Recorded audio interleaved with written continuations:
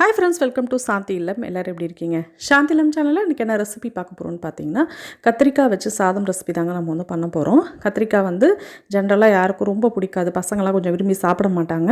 நிறைய பேத்துக்கு கத்திரிக்காயும் பிடிக்காது. ஸோ இந்த மாதிரி ஸ்டைலில் கத்திரிக்காவே இருக்குன்னே தெரியாது இந்த மாதிரி நீங்கள் சாதம் செஞ்சு கொடுத்தீங்கன்னா. ஸோ இது வந்து பசங்களும் நல்லா விரும்பி சாப்பிடுவாங்க. நீங்கள் லஞ்ச் பாக்ஸாகவும் இதை வந்து எடுத்துகிட்டு போகலாம், ஆஃபீஸ்க்குலாம் எடுத்துகிட்டு போகிறதுக்கு ரொம்ப வசதியாக இருக்கும். வாங்க எப்படி பண்ணுறதுன்னு வீடியோக்குள்ளே போய் பார்க்கலாம். இப்போ கடாயில் 1 ஸ்பூன் அளவுக்கு முழு வெள்ளை உளுந்து எடுத்துக்கலாங்க. 1 ஸ்பூன் அளவுக்கு கடலைப்பருப்பு எடுத்துக்கலாம். 1 ஸ்பூன் அளவுக்கு 1.5 ஸ்பூன் அளவுக்கு மல்லி வந்து எடுத்துக்கோங்க. முழு மல்லியாக எடுத்துக்கலாம்.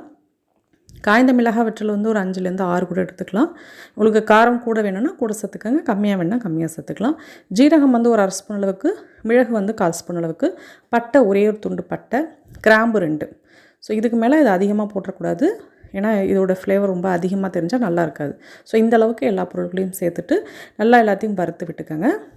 நல்லா கலர் சேஞ்ச் ஆகி வந்ததுக்கு பிறகு நம்ம எல்லாத்தையும் ஒரு பிளேட்டுக்கு மாற்றிக்கலாம். ரொம்ப தீஞ்சிராத அளவுக்கு பார்த்து பக்குவமாக எல்லாத்தையும் வறுத்து விட்டுக்கலாங்க. ஸோ எல்லாம் பாருங்கள், நல்லா கலர் சேஞ்ச் ஆகி வந்துருச்சு. இப்போ ஏதோ பிளேட்டுக்கு மாற்றி வச்சுக்கலாம். திருவண்ண தேங்காய் வந்து ஒரு பெரிய ஸ்பூனில் 3 ஸ்பூன் அளவுக்கு திருவண்ண தேங்காயையும் நம்ம வந்து ஆயிலெலாம் சேர்க்க வேணாம், ட்ரை பேன்லேயே போட்டு நல்லா வறுத்து விட்டுக்கோங்க.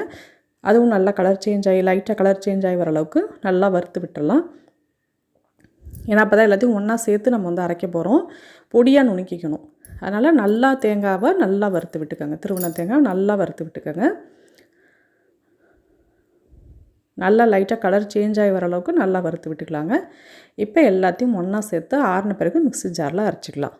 கத்திரிக்காய் வந்து ஒரு 1/4 கிலோ கத்திரிக்காய் எடுத்துகிட்டு இந்த மாதிரி எந்த ஷேப்புக்கு வேணுமோ நல்லா கட் பண்ணிவிட்டு நல்லா தண்ணியில் நான் வந்து போட்டு வச்சுருக்கேன். இப்போ கடாயில் நம்ம வந்து நல்லெண்ணெய் சேர்த்துக்கோங்க. நல்லெண்ணெய் ஊற்றி செய்யும்போது நல்லாயிருக்கும் ரெசிபி. 1 ஸ்பூன் அளவுக்கு நெய் சேர்த்துருக்கேன். கடுகு வெள்ளை உளுந்து சேர்த்துக்கலாங்க. நல்லா தாளித்து நல்லா பொரிஞ்சு வரட்டும். கடலைப்பருப்பு வந்து 1 ஸ்பூன் அளவுக்கு சேர்த்துக்கலாம். கருவேப்பிலை கொஞ்சமாக சேர்த்துக்கலாம். 2 காய்ந்த மிளகாய் வெற்றலை நல்லா பிச்சு போட்டு சேர்த்துக்கலாம். கருவேப்பிலை எல்லாத்தையும் போட்டு நல்லா தாளித்து விட்டாச்சு. இப்போ கத்திரிக்காயை வந்து நம்ம இதில் சேர்த்துக்கலாங்க. கொஞ்சம் உப்பு, மஞ்சத்தூள் எல்லாம் சேர்த்து நல்லா ஃபஸ்ட்டு வதக்கி விட்டுக்கலாம். வதக்கி விட்டுட்டு அப்புறமா தண்ணி ஊற்றி நல்லா வேக விட்டுக்கலாம். நல்லா குழைவாக வேக விடணும். தேவையான அளவுக்கு உப்பு, மஞ்சத்தூள் கொஞ்சமாக சேர்த்துக்கோங்க. பெருங்காயத்தூள் கொஞ்சம் சேர்த்துக்கலாம். சேர்த்துட்டு நல்லா ஒரு 10 நிமிஷம் நல்லா எல்லாத்தையும் வதக்கி விட்டுக்குவோம் ஃபஸ்ட்டு. அதுக்கப்புறமா தண்ணி ஊற்றி நல்லா மூடி வேக விட்டிங்க அப்படின்னா தான் கத்திரிக்காய் வந்து நல்லா குழஞ்சிருச்சு அப்படின்னா தான், குழைவாக நல்லா வேக விட்டிங்கன்னா அதில் கத்திரிக்காய் இருக்கிற மாதிரியே நமக்கு தெரியாது. நல்லா பாருங்கள் வெந்துருச்சு. நல்லா குழைவாக வெந்ததுக்கு பிறகு நல்லா இது மாதிரி இப்படி கொத்தி விட்டுட்டிங்க அப்படின்னு சொன்னாக்கா கத்திரிக்காய் இருக்கிறதே நல்லா தெரியாது பசங்களுக்கு.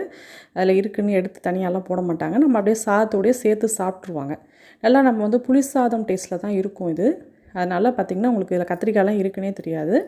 பாருங்கள், நிறைய கத்திரிக்காய் போட்டு தானே பண்ணியிருக்கோம். அதனால் உங்களுக்கு வந்து டேஸ்ட்டு சூப்பராக இருக்கும். சாப்பிட்றதுக்கும் பசங்களுக்கு வந்து கத்திரிக்காய் இருக்குன்னே தெரியாது. இப்போ புளி வந்து தேவையான அளவுக்கு நீங்கள் சாதம் எந்த அளவுக்கு வைக்கிறீங்களோ அந்தளவுக்கு புளியையும் நல்லா ஊற வச்சுட்டு ரொம்ப தண்ணி இல்லாமல் கொஞ்சம் கெட்டியாக நல்லா கரைச்சிட்டு வடிகட்டிட்டு இதில் வந்து சேர்த்துக்கலாங்க. அதாவது ஒரு பெரிய எலுமிச்சம்பழம் அளவுக்கு அந்த சைஸுக்கு நல்லா புளியை ஊற போட்டு நல்லா ஊறின பிறகு நல்லா கரைச்சிக்கிட்டு நல்லா நம்ம வந்து வடிகட்டியில் சேர்த்துட்டோம். தண்ணி ரொம்ப ஆட் பண்ணாமல் சேர்த்து நல்லா கொதிக்க விட்டுருங்க. நல்லா கொதிச்சிருச்சு அப்படின்னு சொன்னால் நம்ம அதுக்கு பிறகு அந்த பொடியை போட்டுக்கலாம். நல்லா மூடி போட்டு ஒரு 10 மினிட்ஸ் பார்த்திங்கன்னா நல்லா கொதி வந்துருச்சு. நல்லா கொதி வந்து பார்த்திங்கன்னா அதுவே நம்ம ரொம்ப தண்ணி ஆட் பண்ணாதனால அதுவே நல்லா இந்த பாருங்கள் நல்லா கெட்டியாக வந்துருச்சு பார்த்திங்களா.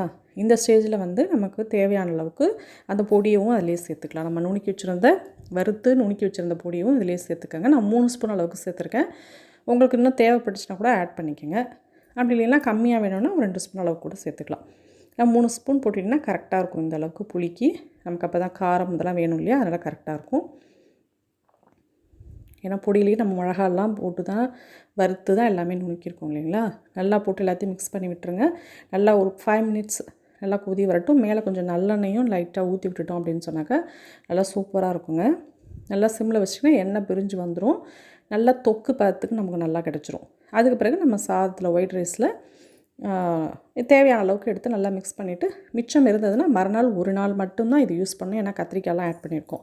ரொம்ப நாளைக்கெலாம் அதை ஸ்டோர் பண்ணி சாப்பிடக்கூடாது. மறுநாள் இருந்தால் மறுநாள் தேவைப்பட்டால் கூட நம்ம மிக்ஸ் பண்ணி கொஞ்சமாக இருந்ததுன்னா சாதத்தில் மிக்ஸ் பண்ணிக்கலாம். பாருங்கள் நல்லா சூப்பராக எண்ணெய் பிரிஞ்சு வந்துருச்சு இல்லையா? இதுக்கு பிறகு அடுப்பு ஆஃப் பண்ணிவிட்டு கொஞ்சம் கருவேப்பிலை கொத்தமல்லி இதெல்லாம் தேவைன்னா கூட நீங்கள் ஆட் பண்ணிக்கோங்க மேலே.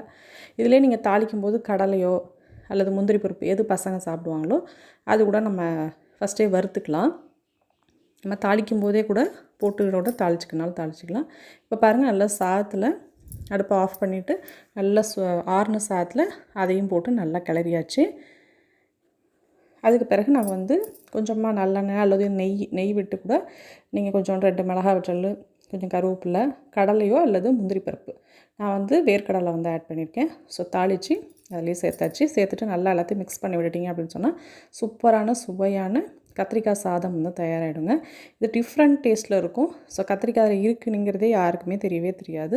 டேஸ்ட்டும் சூப்பராக இருக்கும். ஸோ அதனால் கண்டிப்பாக அந்த ரெசிபி செஞ்சு பாருங்கள். இதை நீங்கள் முதல் நாளே இந்த பேஸ்ட் ரெடி பண்ணி வச்சுக்கிட்டிங்கன்னா கூட நீங்கள் காலையில் எழுந்திரிச்சு டக்குன்னு சாதம் மட்டும் ரெடி பண்ணிவிட்டு நல்லா இதை கிளறி மிக்ஸ் பண்ணி ஸ்கூலுக்கு கொடுத்து விட்டுறலாங்க. ஸ்கூலுக்கோ இல்லை ஆஃபீஸ் போகிறவங்க கூட எடுத்துகிட்டு போகலாம். நல்லா டேஸ்ட்டும் டிஃப்ரெண்ட்டாக இருக்கும். ஹெல்தியான ரெசிபியும் கூட.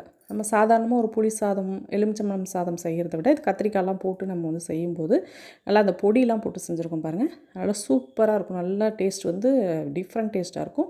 ஸோ அதனால் கண்டிப்பாக அந்த ரெசிபி செஞ்சு பாருங்கள். செஞ்சு பார்த்துட்டு அப்படின்னு சொல்லிட்டு கமெண்ட் பண்ணுங்கள். சாந்திலம் சேனலில் நிறைய டிஃப்ரெண்ட்டான ஹெல்தியான ரெசிபிஸ் நிறையா போட்டிருக்கோம். ஸோ அதையும் மறக்காமல் பாருங்கள். இந்த வீடியோ பிடிச்சிருந்தால் லைக் பண்ணுங்கள், ஷேர் பண்ணுங்கள், கமெண்ட் பண்ணுங்கள். Please subscribe Santhilam channel.